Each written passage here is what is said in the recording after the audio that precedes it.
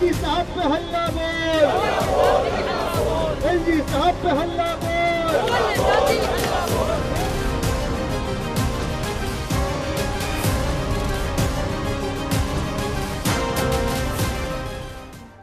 नमस्कार, मैं हूं दिबांजलि मोइत्रा। दिल्ली में बीजेपी और आम आदमी पार्टी के बीच युद्ध जारी। पहले सीबीआई ने आपके मनीष सिसोदिया के घर छापा मारा, दिन भर तलाशी ली, लेकिन कुछ नहीं मिला। फिर क्या था, आपने बीजेपी के खिलाफ एक्शन ले लिया। पहले विरोध प्रदर्शन किया, फिर बीजेपी के लिए विधानसभा में विशेष सत्र का आयोजन किया, जिसमें दिल्ली के राजेंद्र नगर के विधायक दुर्गेश पाठक ने विधानसभा से दिल्ली उपराज्यपाल पर हमला बोला और कहा कि वीके सक्सेना ने खादी ग्रामोद्योग के चेयरमैन रहते हुए घोटाला किया। आप विधायक दुर्गेश पाठक ने सोमवार को विधानसभा में एलजी को भ्रष्ट कहते हुए आरोप लगाया था कि खादी ग्रामोद्योग का चेयरमैन रहते हुए वीके सक्सेना ने 1400 करोड़ रुपए का घोटाला किया। उन्होंने दावा किया था कि मौजूदा एलजी ने नोटबंदी के दौरान घोटाले को अंजाम दिया था। दुर्गेश पाठक के ये कहने के बाद विधायकों ने पोस्टर बैनर के साथ नारेबाजी शुरू कर दी थी। एलजी को गिरफ्तार करने की मांग के साथ हमारा एलजी चोर है जैसे नारे लगाए गए।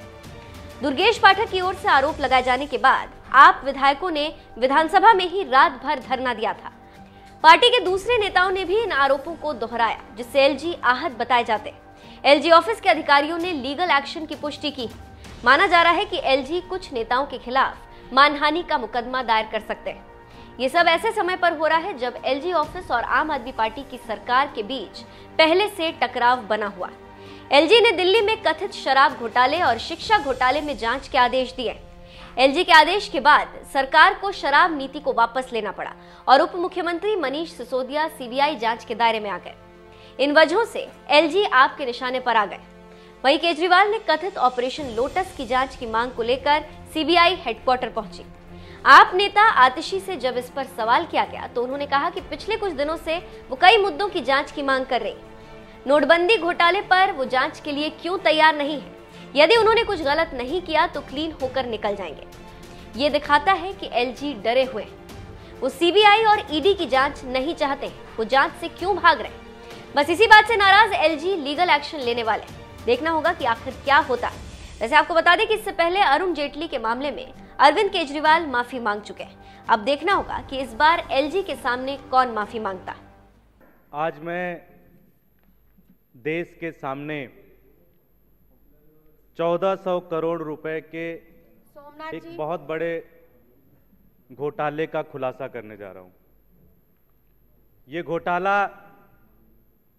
हमारे राष्ट्रपिता महात्मा गांधी के नाम पे हुआ। ये घोटाला उनके प्रतीक चिन्ह खादी के नाम पे हुआ और बड़े दुख और शर्म के साथ ये कह रहा हूं कि ये घोटाला किसी और ने नहीं बल्कि दिल्ली के उपराज्यपाल महोदय विनय कुमार सक्सेना जी ने किया, जब वो खादी के चेयरमैन थे।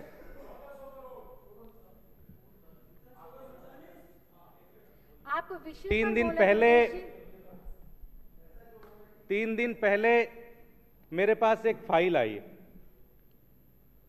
ये फाइल पढ़ने के बाद मैं दंग हो गया कि किस तरह से नोटबंदी के दौरान जब सैकड़ों लोगों की जान चली गई, हजारों लोग बेघर हो गए, लाखों लोगों की नौकरी चली गई, लाखों लोगों के बिजनेस तबाह हो गए, लोग भूखे थे, अन्न के लिए तरस रहे थे। उस समय हमारे एलजी साहब 1400 करोड़ के भ्रष्टाचार में लिप्त थे। जब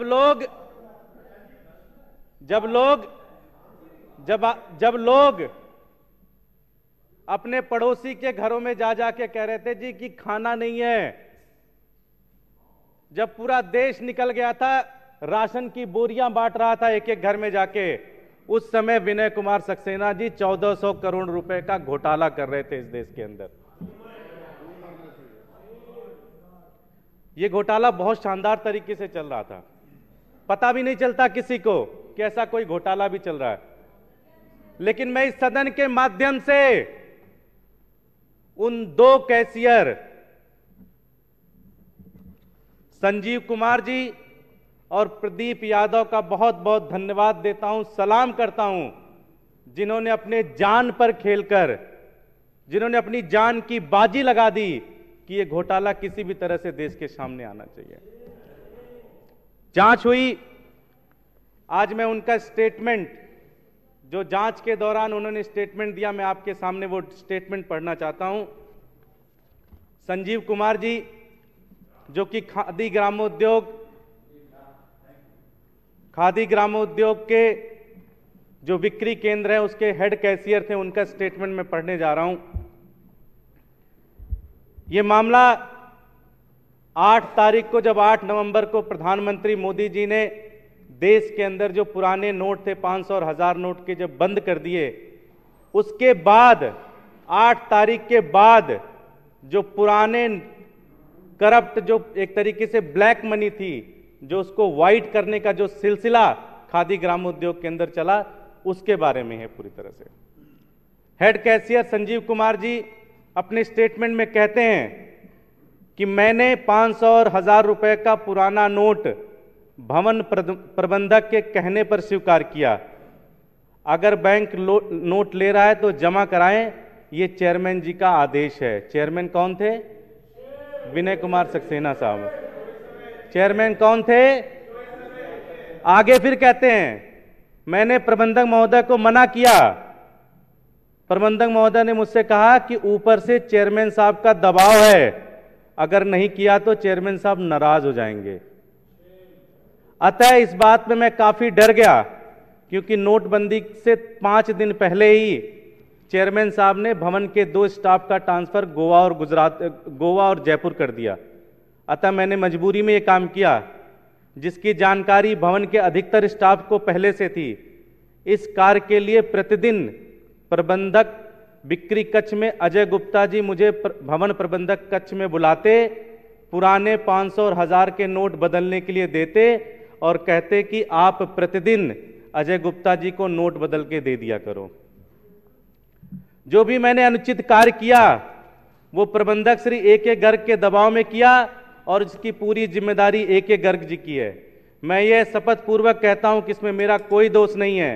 मैं बड़े दुखी मन से बैंक में कैश जमा कराता था और मेरे करीब 7 दिन के अवकाश के बाद दूसरे जो प्रदीप यादव एलडीसी को मेरी अनुपस्थिति में हेड कैशियर के रूप में काम करते थे। सही बात तो यह है कि मैं अपने ट्रांसफर से बहुत डर गया था। यह कार्य इसलिए किया क्योंकि कुछ दिन पहले भवन के स्टाफ की मृत्यु दिल्ली से बाहर जाने पे हो गई थी। मेरा इसमें कोई दोष नहीं है, पूरा दोष भवन प्रबंधक और अजय गुप्ता जी का है। भवन प्रबंधक जो है ए.के. गर्ग साहब है, गुप्ता जी जो है फ्लोर मैनेजर हैं।